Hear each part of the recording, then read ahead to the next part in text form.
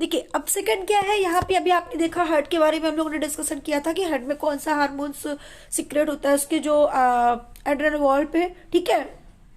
हाँ ठीक है, तो अब बात करते हैं कहाँ पे, अब बात करेंगे किडनी वाले पार्ट में जो आपका सेकंड है।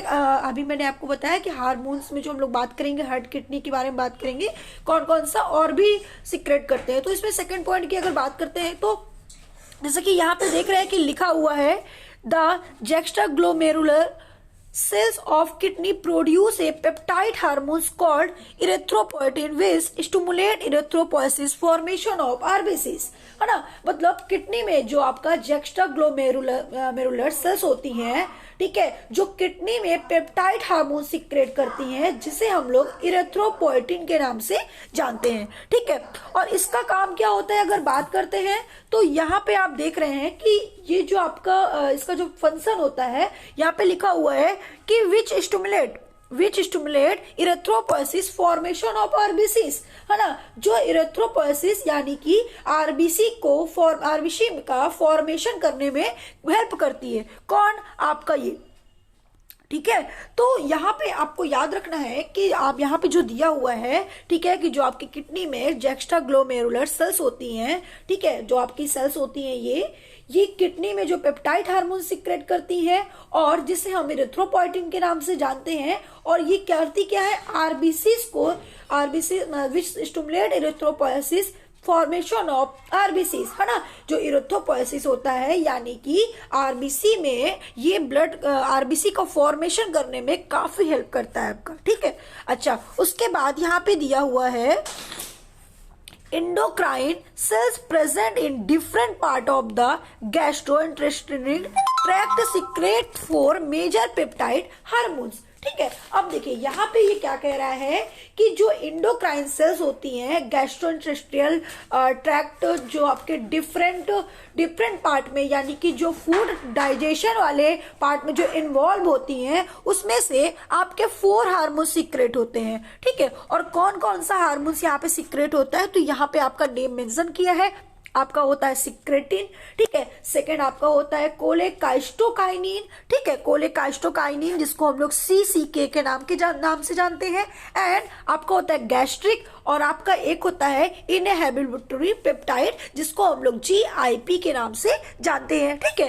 तो ये आपका इस तरीके से 4 हार्मोन्स सीक्रेट होता है, ठीक है।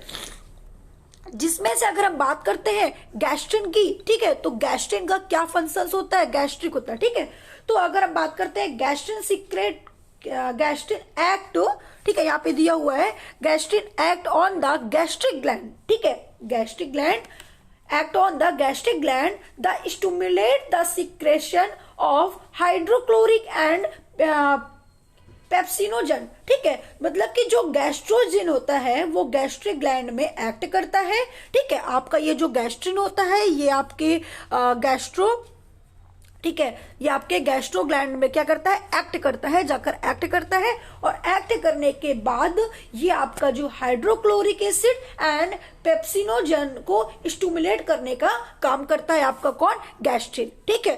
तो आपको यहाँ पे ये समझ में आ गया। उसके बाद अगर बात करते हैं नेक्स्ट, तो आपका देखिए सिक्रेटिन का क्या काम होता है, यहाँ पे कह रहा है secretin act on the exocrine pancreas and stimulate secretion of water and bicarbonate ions, ठीक है। मतलब कि जो सिक्रेशन होता है, ठीक है, एक्सोक्राइन पैंक्रियास से, पैंक्रियास आपका क्या है, पैंक्रियास आपका इंडोक्राइन और एक्सोक्राइन दोनों है, जो हार्मोन्स और एंजाइम दोनों को क्या नाम सीक्रेट करता है ना। मैंने आपको बताया था कि पैंक्रियास को हम लोग मिक्स्ड ग्लैंड में रखेंगे, ठीक है, क्योंकि ये एंजाइम को भी सीक्रेट करने का काम करता है और हार्मोन्स को भी सीक्रेट करने का काम करता है, ठीक है। तो इसलिए इसको हम लोग दोनों में रखते हैं, ठीक है। तो अच्छा, उसके बाद यहाँ पे देखिए क्या कह रहा है कि exocrine pancreas and stimulate secretion of water and bicarbonate, ठीक है, बाइकार्बोनेट। तो यहाँ पे देखिए हमें ध्यान रखना है कि जो सिक्रेशन है जो एक्सोक्राइन पैंक्रियाज के डक्ट वाले पोर्शन पर एक्ट करता है। और डक्ट वाले पोर्शन समझ रहे हैं ना, डक्टलेस हमने बताया था कि जो एंजाइम सिक्रेट करते हैं वो क्या होते हैं, डक्टेड होते हैं, और जो हार्मोन सिक्रेट करते हैं वो डक्टलेस होते हैं। तो जो पैंक्रियाज होता है, ठीक है, तो पैंक्रियाज के डक्ट वाले पोर्शन पर ये एक्ट करता है, कौन, आपका सिक्रेटिन, ठीक है, और उससे जाकर वाटर एंड बाइकार्बोनेट आयंस को क्या करता है, स्टिमुलेट करने का काम करता है, ठीक है। उसके बाद अगर बात करते हैं नेक्स्ट पॉइंट सीसीके मैंने आपको बताया था कि सीसीके क्या होता है, ठीक है, मैंने आपको अभी बताया था कि सीसी को हम लोग कोलेकाइस्टोकाइनिन के नाम से जानते हैं, यहाँ पे लिखा होगा, ठीक है। तो जो आपके जो आपका ये होता है कोलेकाइस्टोकाइनिन, ठीक है, act on the both pancreas and blood broader, ठीक है, मतलब कि आपका जो ये क्या होता है कि जो आपका कोलेकाइस्टोकाइनिन होता है पैंक्रियाज पर भी और गॉल ब्लैडर दोनों पर ही क्या करता है, एक्ट करता है, ये दोनों पर एक्ट करता है, ठीक है। और एक्ट करने के बाद देखिए जब ये दोनों पर एक्ट करता है तो पैंक्रियाज से जो हार्मोन्स रिलीज होता है, ठीक है, जो पैंक्रियाज होता है वो पैंक्रेटिक एंजाइम एंड जो आपका गॉल ब्लैडर होता है, ठीक है, यहाँ पे देखो गॉल ब्लैडर जो होता है वो बाइल जूस को, ठीक है, मतलब कि पैंक्रियाज से पैंक्रेटिक एंजाइम के सिक्रेशन को और गॉल ब्लैडर से बाइल जूस के सिक्रेशन को क्या करता है, स्टिमुलेट करने का काम करता है आपका ये सीसीके बोले तो क्या, कोलेकाइस्टोकाइनिन। आई होप कि आपको यहाँ तक समझ में आ गया होगा।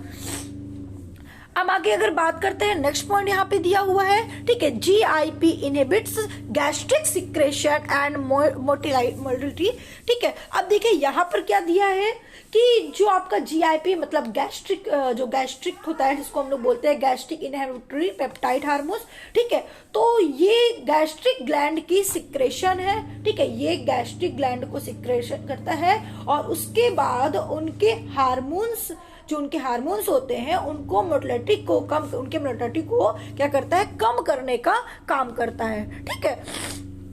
उसके बाद यहाँ पे दिया हुआ है several other non endocrine tissue secretion hormones called growth factor, ठीक है, कुछ ऐसे भी मतलब कि कुछ ऐसे भी बॉडी में नॉन इंडोक्राइन टिश्यू होते हैं जो ग्रोथ हार्मोन्स को सिक्रेट करते हैं जिसे ग्रोथ फैक्टर के नाम से जानते हैं, ठीक है। अच्छा, उसके बाद देखिए यहाँ पे कह रहा है कि these factor are instructed for the normal growth और टिश्यू एंड देयर, ठीक है, रिपेयरिंग एंड रीजनरेशन, ठीक है। देखिए यहाँ पे क्या कह रहा है कि जो ग्रोथ फैक्टर हार्मोन्स होते हैं ये टिश्यू को रिपेयरिंग एंड टिश्यू को नॉर्मल ग्रोथ, जो टिश्यू की नॉर्मल ग्रोथ होती है उसको मतलब कि उनको क्या करने का काम करता है, सेंट्रेल करने का काम करता है, ठीक है। तो इस तरीके से मतलब रिपेयरिंग और रिजनरेशन करने का काम करता है, ठीक है। तो इस तरीके से आपका ये कंप्लीट हो गया, ठीक है। तो आपको समझ में आ गया कि कैसे कौन सा हार्मोन्स कितने सारे आपके बॉडी में ग्लैंड्स होते हैं और ये ग्लैंड्स कौन कौन से हार्मोन्स को सिक्रेट करते हैं, ठीक है।